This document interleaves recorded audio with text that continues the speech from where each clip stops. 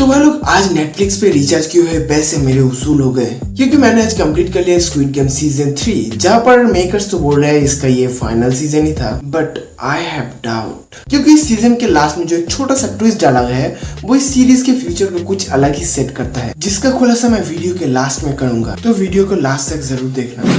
जहाँ पर इस बार की कहानी भी वहीं से स्टार्ट होती है जहाँ पर सीजन 2 खत्म हुआ था। पहले जहाँ पे ये सीरीज 12 या 13 एपिसोड के साथ सेकंड सीजन में ही खत्म होने वाली थी, जहाँ पर मेकर्स भी इसका शूटिंग एक साथ ही कंप्लीट कर लिया था। और हमारे नेटफ्लिक्स चचा ने कहा नहीं, इस सीरीज को 2 पार्ट में डिवाइड करो क्योंकि हमें कमाना है और मोटा पैसा, और इसी वजह से सीजन 2 और सीजन 3 के बीच आपने इतना छोटा सा गैप देखा।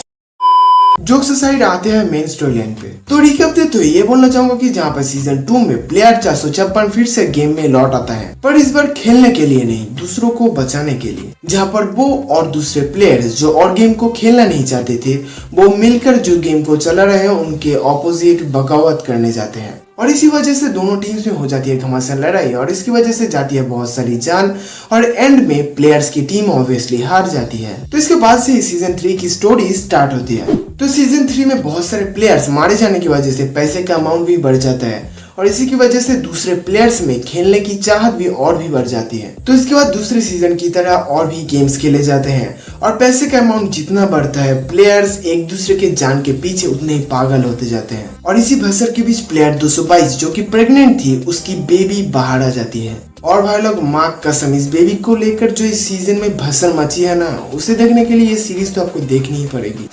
अब आते हैं ये सीरीज मुझे कैसी लगी। मैं सिर्फ एक ही बात बोलना चाहूंगा, मजा आ गया, मजा आ गया, मजा आ गया। जहाँ पर मेकर्स ने भी इन दोनों सीजन्स को और ज्यादा इमोशनली इम्पैक्टफुल बनाने की कोशिश की है, और ये चीज दिखती भी है क्योंकि पहले के सीजन में जहाँ पर सब कुछ बहुत जल्दी जल्दी निकल रहा था, वहीं पर इन दोनों सीजन में सब कुछ बहुत स्लोली सेटअप किया गया है, और इसी वजह से इन दोनों सीजन्स के एपिसोड थोड़े लेंथी हो गए हैं। बट ये चीज आपको ज्यादा फील नहीं होती क्योंकि सीरीज ही इतनी इंटेंस और ग्रिपिंग है कि आप इसमें खो जाते हो।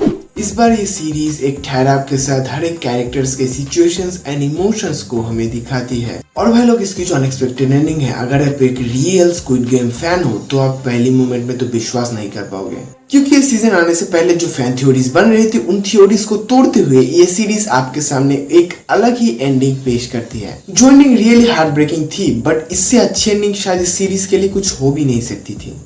तो मैं लास्ट में जो बोलने वाला था कि इस सीजन का जो क्लाइमैक्स है वो इस सीरीज के फ्यूचर को सेटअप करती है, क्योंकि इसके क्लाइमैक्स को देखकर हम अंदाजा लगा ही सकते हैं कि हम अब तक जो ये गेम देख रहे थे वो सिर्फ साउथ कोरिया में ही खेला जा रहा था, बट इसके ब्रांचेस दुनिया के हर कंट्री में है। यानी इन फ्यूचर शायद से हमें हर कंट्री का अपना अपना स्क्विड गेम देखने को मिल सकता है। क्योंकि भाई देखो, मैंने पहले भी कहा था कि इन सिनेमा जो बिकता है वो बार बार दिखता है। अभी देखो फ्यूचर का क्या है, आएगा तो देखेंगे, ब्रेक डाउन भी करेंगे। तब तक के लिए like, subscribe and stay good and stay फिल्मी।